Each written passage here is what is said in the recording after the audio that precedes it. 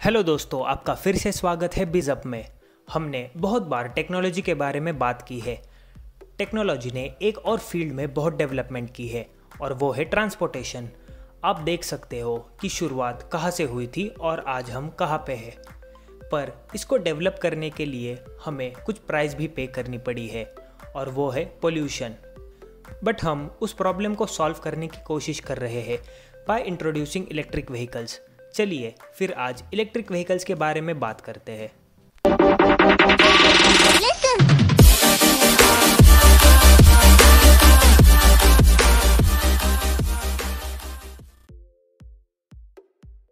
दोस्तों, electric vehicle कोई नई इन्वेंशन नहीं। यूएस के विलियम मॉरिसन ने 1890 में फर्स्ट सक्सेसफुल इलेक्ट्रिक व्हीकल बनाई थी। पर पेट्रोल और डीजल इंजन के डेवलपमेंट के कारण इलेक्ट्रिक व्हीकल ज़्यादा फेमस नहीं हो पाए। बट अभी के एनवायरमेंटल कंडीशंस देखने के बाद इलेक्ट्रिक व्हीकल्स की डिमांड बढ़ चुकी है।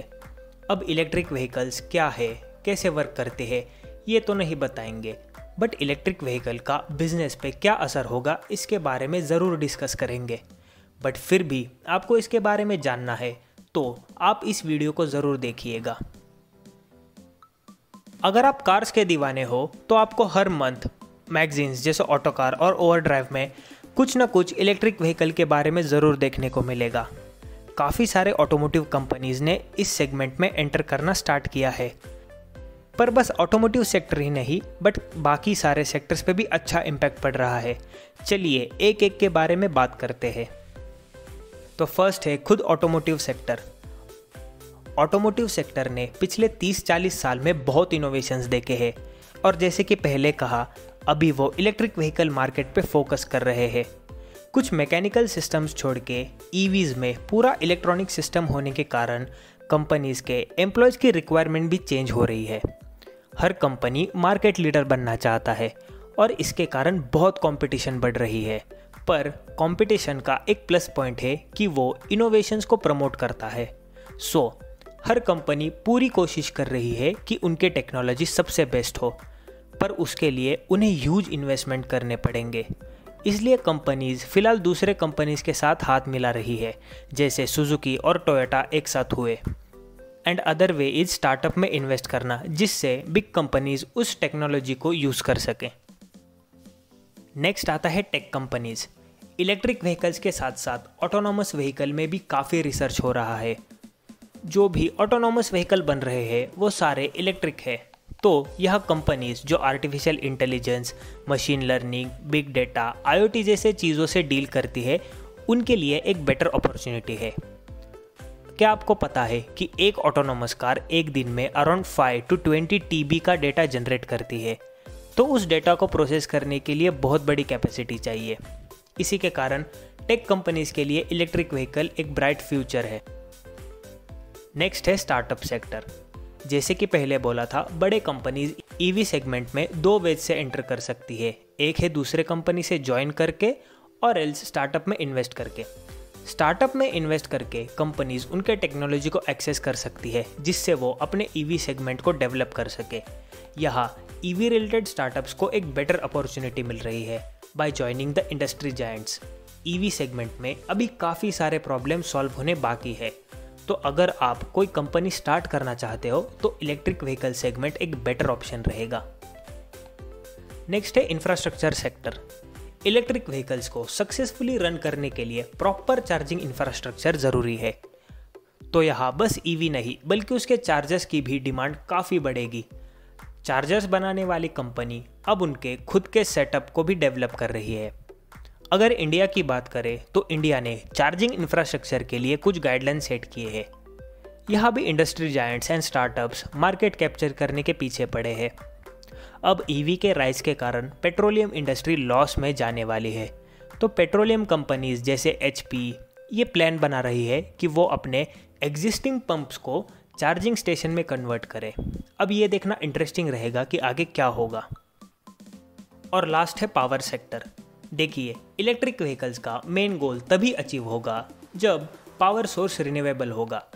रिन्यूएबल सेक्टर में भी धीरे धीरे ग्रोथ हो रही है। इंडिया में टाटा और अदानी ग्रुप दोनों ग्रीन पावर में इन्वेस्ट कर रहे हैं। इसमें सोलर, विंड और उसके कंबाइंड टेक्नोलॉजी पर रिसर्च चल रहा है। इंडिया की बात करें तो एक पॉइंट ऑफ व्यू से अच्छी बात है, बिकॉज रिन्यूएबल सेक्टर की डेवलपमेंट के कारण ऑयल इंपोर्ट्स कम होंगे जो नेशनल डेब्ट कम करने में हेल्प करेंगे। तो ये थे 5 मेन इंडस्ट्रीज जिस पे इलेक्ट्रिक व्हीकल का बहुत बड़ा इम्पैक्ट पड़ेगा। अभी इंडिया के बारे में बात करते हैं। इंडिया भी काफ़ी सारे स्टेप्स ले रहा है जिससे ईवी के यूज़ को प्रमोट किया जाए, जैसे टैक्स कम करना, ई स्कूटी के लाइसेंस रिक्वायरमेंट को हटा देना, फॉरेन कंपनीज़ को पॉलिसी से अट्रैक्ट करना और बहुत कुछ। क्या आपको पता है इलेक्ट्रिक व्हीकल पे 18% से सीधा 5% टैक्स ला दिया गया है। और भी गवर्नमेंट इनिशिएटिव्स जैसे कि फेम, EESL, इनके कारण ईवी पेनिट्रेशन में ग्रोथ देखने को मिल रही है। EESL मतलब एनर्जी इफिशिएंसी सर्विस लिमिटेड के अंडर गवर्नमेंट ने पॉलिटिशियंस को 1000 इलेक्ट्रिक व्हीकल्स दिए थे, जो इस बात को प्रमोट करता है कि इलेक्ट्रिक व्हीकल्स का यूज़ करना अब इम्पॉर्टेंट है।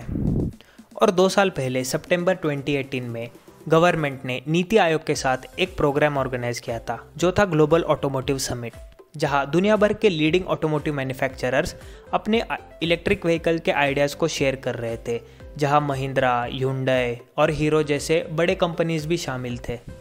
पर इलेक्ट्रिक व्हीकल को इंडिया में सक्सेसफुल बनाने से पहले गवर्नमेंट और एंटरप्रेन्योर्स को 2 प्रॉब्लम सॉल्व करने चाहिए। फर्स्ट है इलेक्ट्रिक व्हीकल की प्राइस एंड सेकंड है चार्जिंग इंफ्रास्ट्रक्चर।